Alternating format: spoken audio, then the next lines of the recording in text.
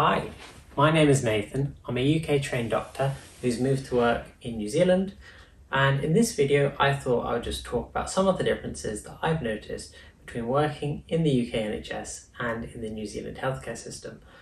Now, whilst I've only worked in one hospital in the UK during my foundation programme, after med school of course, and one hospital here in New Zealand in the past 3 months, I do believe I've got a good impression of sort of ins and outs of both healthcare systems from what I've seen and also from speaking to other colleagues. So whilst what I say may not be entirely universal, as of course all hospitals across countries are different, I think hopefully it'll be sort of largely reflective. So the first area I was planning on talking about, first and foremost, is food. Why food? Well, everyone loves food. And there are some big differences that I've noticed between the UK and New Zealand when it comes to it. One of the most prominent differences is in the UK. Yes, there are, well, one of the most prominent differences is that in both the UK and New Zealand, of course, all hospitals tend to have a place to eat. Now that can vary. I've heard of some hospitals in the UK just having a glorified vending machine, to other hospitals having, as including mine in the UK, having a full-on canteen.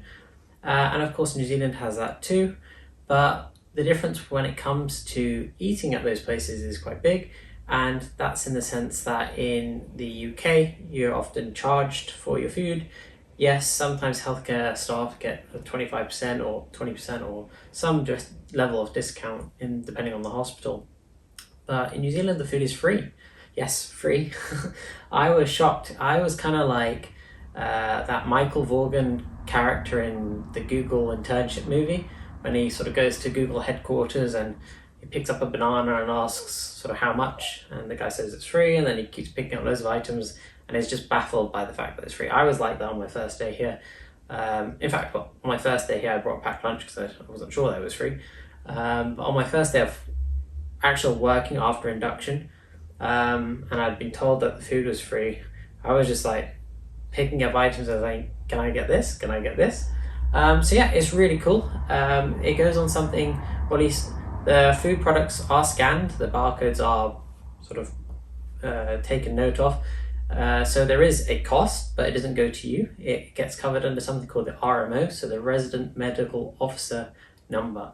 And that's something that I understand has been negotiated from one of the unions here in New Zealand, the NZRDA, so the New Zealand Resident Doctor Association, I believe has sort of arranged for that to be in the contract. And that was great. I mean, the fact that you can go to work not needing to either bring your own food in, because it's quite expensive in the UK to sort of eat at lunch, or worrying about paying a decent amount for what's not always very satisfactory food in the UK.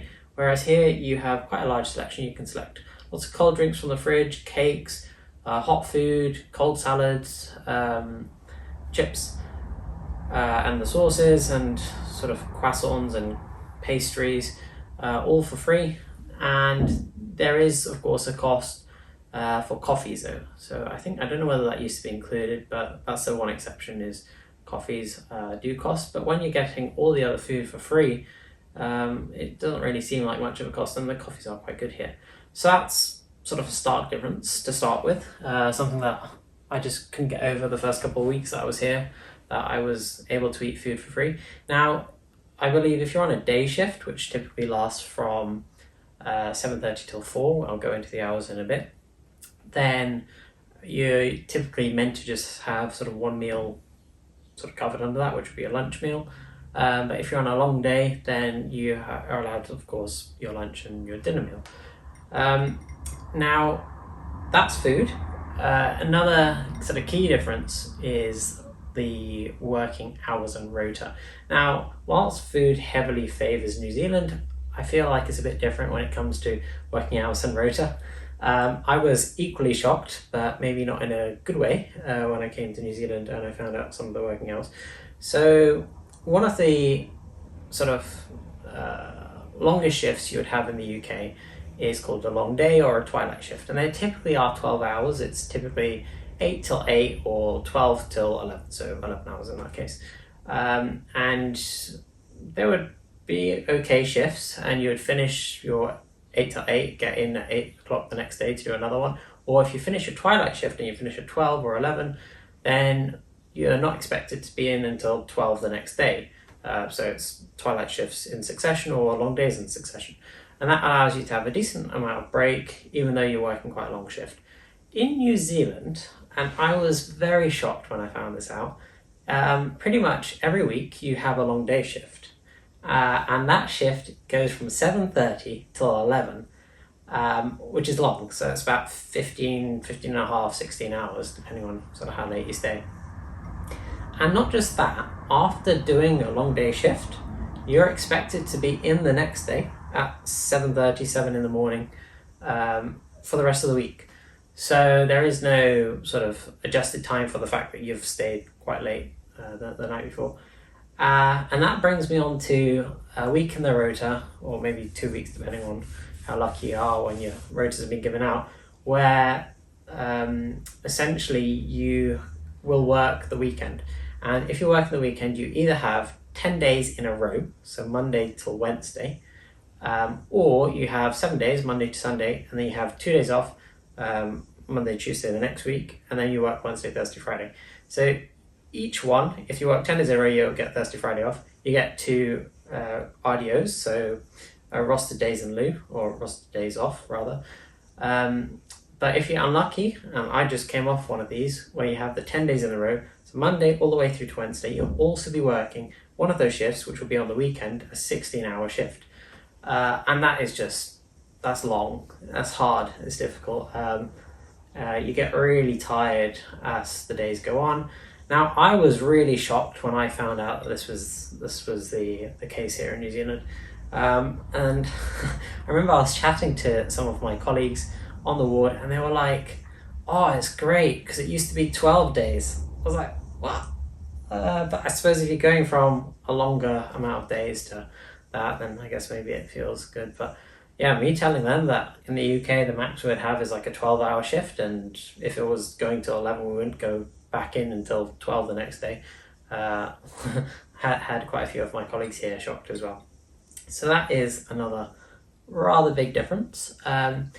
Coming on to hours of work, I would say working in New Zealand, when we're talking about additional hours, so say if you work 4 till 5 in the UK, or 4 to 5, 7 till 5 or 8 till 5 in the UK, and you end up staying late, which we quite often have to do, because of course in our field you can't really just leave your work where it is. It depends on sort of clinical need and also workload and also staff shortages. In New Zealand, I've found that it's more often than not, the workload's not too heavy. So I've left work pretty much on time for the most part.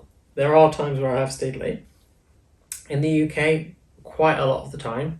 Again, depends on the rotation. I feel like some are worse than others, but quite a lot of the time I was staying an hour or two later.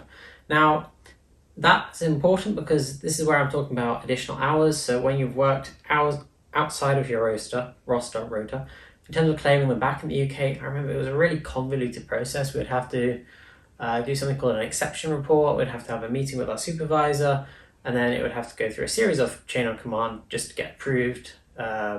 And even if we do all of that, we may not even be paid extra for the hours that we worked. In New Zealand, at least at the hospital I've worked, I understand it is slightly different at different hospitals here.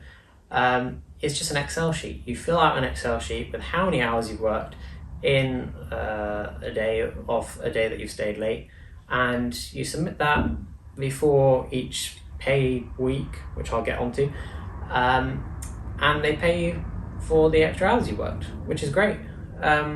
So it's really simple to claim extra hours. It's the same with if you're cross-covering, so if there's staff shortages and you're having to basically absorb the work of someone who's not there, in the NHS you kind of just have to get on with it. Here, well, they have relievers, which I'll touch on at a different time, but if you're having to cross-cover someone else's shift, you get paid accelerated rate for that too.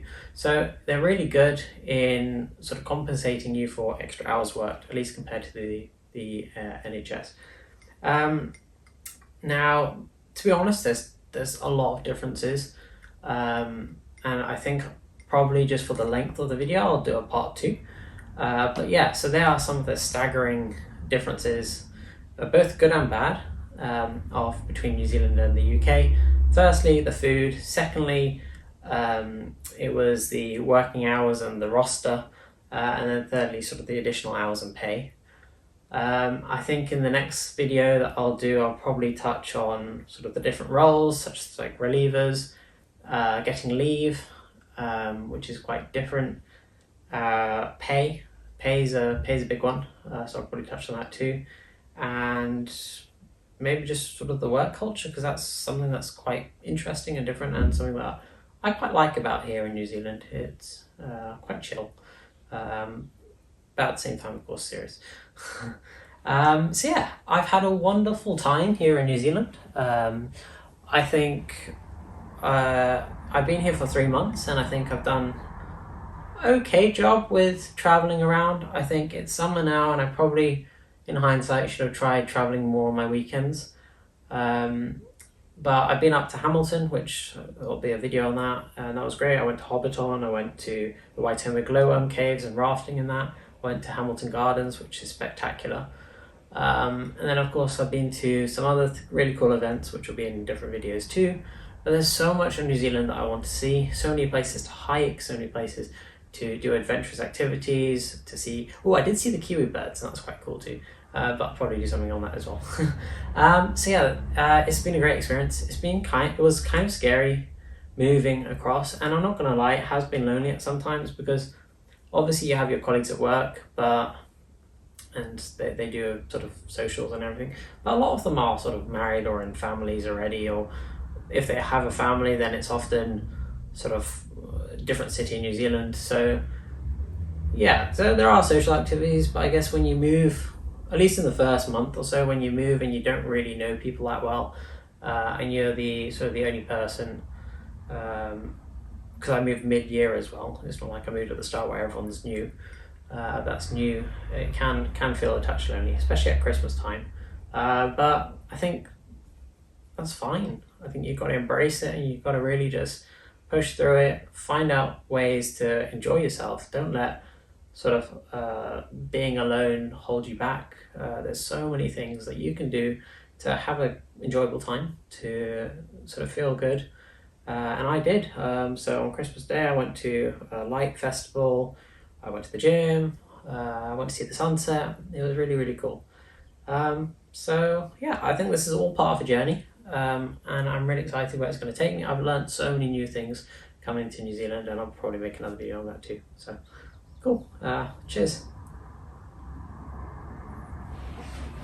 I hope it's been recording.